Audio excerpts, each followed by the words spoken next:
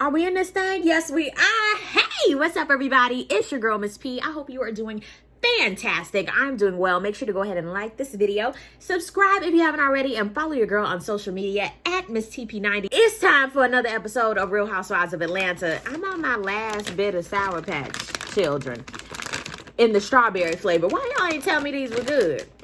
Y'all just holding out on me? All right, I got 2 left. It's finally time for that wedding, child. Oh my God, it was so much going on. It had to be so stressful and draining for Cynthia, child. I guess it's the rehearsal dinner, kinda, because it was rained out, so she had everybody at her house. I know that had to be stressful. And the COVID Navidad, people wearing their shields, some people not, some people just breathing. And I think she got married, yeah, it was 10/10/20. So October was still kind of with COVID. I mean, you want to go out, then you didn't. Like, it was just weird, okay? It's weird now, but it was even worse at that time. So I can only imagine. Tension was high, honey. Eva is one of the bridesmaids. Bravo's so messy talking about Cynthia's friend. She was a castmate just last year, child. Huh? The blogs, Wendy, a lot of people were going in Cynthia's ass about having that wedding last year. When I heard she was having that big of a wedding, I was even one of the people going, Cynthia, are you well? Are you sure you want to do this, honey? But granted, myself and a whole bunch of other people were doing a lot of fuck shit that was not on TV, okay? Going to gatherings, breathing the air, kikiing. People even doing it now, child. So, honey, Cynthia, I'm glad she had her wedding, honey, because who knows? Just do it, girl. But I can understand the pressure that she was under because it was a lot of people that went, though, wasn't it? Mallory was asking about the bachelorette party because she felt so out because she wasn't invited. And Mallory's always like, and I'm like, girl, are you ever excited? Then Kenya starts talking about it again. I was like, are y'all gonna lengthen this out to the end? Because, child, we already know what the reunion gonna be about. Bolo and who was on the bolo. Candy was like, I don't want to ruin nobody's relationship. AKA Tanya. He was like, I just don't want you to leave me out here when people are talking about it. I'm like, girl, you the one that putting yourself out there. Wasn't nobody talking about it. Everybody was like, we were really just looking at Mallory and Eva like, because Eva on the radio every day and Mallory, you weren't there. So it is what it is. And it was like, I don't shame folks sexually because Todd and we got a dungeon in the backyard.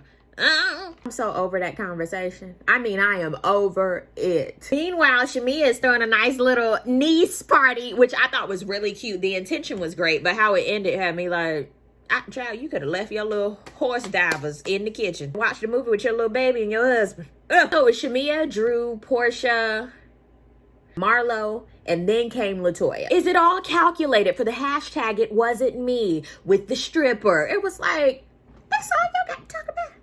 Marlo said, well, Portia's not going to regulate who I'm friends with. And Portia was like, what that got to do with me? I was just asking, are you a part of this whole hashtag, it wasn't me, a conspiracy with King and them? And she was like, no, it was just a coincidence. And I'm sitting here like, ain't no damn coincidence. Why am I still reaching in here like something's in there? This ain't no bag of chips. Here comes LaToya. Everything was going well. They start playing some games. And then out of nowhere, I guess everybody started drinking. And then out of nowhere, it's Drew versus LaToya. It just went really fast. They were talking about the campaign and then boom. I said, whoa. It was like the who honors marriage the most fest. And I was like, neither one. It was hilarious to me because Drew was talking about, I have the perfect marriage. I was like, I have the perfect kids. Nobody does. And the perfect, I was about to say, if you say the perfect life, you are banned from this show, ma'am. I was like, girl, you are exaggerating. But you know when you in an argument sometimes, you are exaggerated. And she was, child. Because I was like, that ain't no perfect marriage with Wreck-It Ralph. Then this is what made everybody go, oh, we're going to give this round to Drew. She said, LaToya forever? How about LaToya never, ever? It was corny as hell. But I was dying laughing. It was hilarious to me because at that time, LaToya, out of nowhere, had them all, including myself, like, what? Being that everybody was confused, they were now like, okay, LaToya, I don't know what the hell you were trying to say, but we're going to give you another opportunity to figure that out. What were you trying to say again, ma'am? We think Kenya leaked the story, but everybody thinking it was her and Kenya that leaked the story. She even said that Kenya's going through a lot. Her husband wants some money. And Drew was even like, wait. Don't tell us all that. Be careful with what you're trying to tell us. I was even like, yes, girl, she confided in you. Shut up. Portia was even like, baby, I refuse to tell you any of my business because you will spill it. It was just messy. messy for no reason. I was like, why'd y'all invite LaToya? Was she a part of the original nieces? And was Marlo a niece? Like I said, honey, they could have done that through Zoom. I don't want to talk about Hot Dog Man and Portia right now. People can't go to weddings no more. You ain't got to sit together. Woo! Damn it. Due to COVID, Bravo, the film team, couldn't even come in. But in my head, I'm like, with over that many people there, why couldn't they come in? But anyway, she had to have her own videography crew.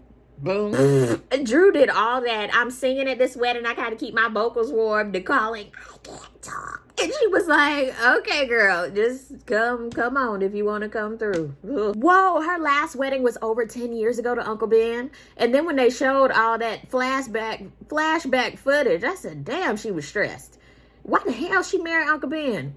Oh my God, that was a lot. And you could tell at this time that everything is different. Like, she's even more calm for this wedding. Her family's so excited about it and just calm. Everybody's energy was just calm. Even though we're still in a global pandemic, which is stressful enough. She was not stressed about who she was about to marry. I thought that was the most important piece, was even though everything was going crazy outside, their union is what mattered. And they both were so excited about it. And I was like, that is so sweet. Because when they did that flashback to 10 years ago, I said, oh, damn. I really like Mike for her. I really do. She loves her some Mike now. And I love that. You need to be into your partner. I think it's so great when people are into their partner. And it's not so, it's like, I love him. Like, I genuinely do. And you know he loved himself some Cynthia. I didn't know he had a picture of him in his jacket. That was so cute. I was like, some people think that type of love is very excessive, but I don't, because you're not going to find that all the time. And when you do, you should relish in it. You should enjoy it and you should like it. So I love that she found love again, because it's possible. Oh my gosh, she looked so beautiful, honey. She did. I said, ooh, you better do it. And then when both her and Mike were in the white taking their photos after they got married, I said, honey, that's, ooh, that was cute. They should have wore that to the wedding, but either way, it was cute. Their vows were really sweet. You can just tell that they love each other, and I really hope that they make it last forever, keep sweat. I thought it was beautiful. Portia and Hot Dog Man meet up. They should have just ended the show with the wedding. He automatically felt a type of way about what he posted and what's going on in the blogs. He basically said single as fuck in his little stories or whatever. And she was like, huh? So she felt a type of way about it. I'm confused. I'm like, are y'all together or not? I'm very confused about their situation or lack thereof. He said the bigger problem wasn't solved. I was like, what was the She was like, their breakup the second time or the third time, I don't know how many times they broke up, was little issues that became bigger issues for her. Portia said a word. She said if they didn't have a baby, they probably would not be speaking to each other and not even fucking with each other. They'd have moved on by now. I said, oh my God. A lot of times people are bound together due to children. And granted, they don't even fuck with each other like that, but they got to do so for the sake of the baby, sake of things. They got to make it work and figure it out. But she said a word. If we weren't bound together by another little human being, we'd be done. I was like, damn. He said, well, I mean, I just can't be vulnerable anymore like I was. And she was like, well, move on then. Because granted, it takes a certain level of vulnerability to really be in a relationship with somebody else who's going to be vulnerable and love you and be there for you and ride for you. Like, you can't just be all hard and I ain't gonna let you in. Well, I ain't gonna let you in. And it's like a cycle over and over again. Yes, they do need to heal from their romantic side of their relationship so that they can be better parents to that little human being, because that is what matters. If they're not going to be romantically together and figure it out, then they need to leave that alone, be amicable at least, or even civil. Fuck amicable. Be civil enough to raise your child together. And sometimes you have to go through the shit to see, hey, are we going to be together? Are we going to get it done? And if it's not, then leave it there, because sometimes people try to go and do it over and over and over again. And you try and you try and you try, where that's not your person. That's not who you're supposed to be with. And it's okay. Sometimes people want to drag things out where that's just not for you, dog. And that's all right. But you have to realize that. They both have to realize it. And granted, am I rooting for him? I used to. But then when it was becoming toxic and it was back and forth and it was like, you gonna do this and I'm gonna do this, and it was just too much. And like he said, well, like they both said, they don't want PJ to suffer in the middle of them and what they got going on. So they just need to figure it out. I really do believe they need to figure it out. But their back and forth just gets on my nerves, because it's like, it's the kid at the end of the day who's really suffering because of y'all's back and forth. That's why I always say her and Hot Dog Man get on my nerves, because it's like, if y'all can have these businesses, if y'all can do X, Y, and Z, y'all can get it together. But it's not that simple. It really is not that simple, especially when feelings are involved and stuff like that. So yeah, hopefully they can get it together for PJ, child. But this episode was just, it was all right. It wasn't amazing. I'm glad I did see, the little wedding and the vows. But other than that, that was just it. I didn't get a chance to watch Married to Medicine yet. Down below in the comment section, let me know what you thought about this episode. Thank y'all so much for watching. I really do appreciate it. And I will see you on the next video. Peace, love, and war. That good stuff. God bless. Bye.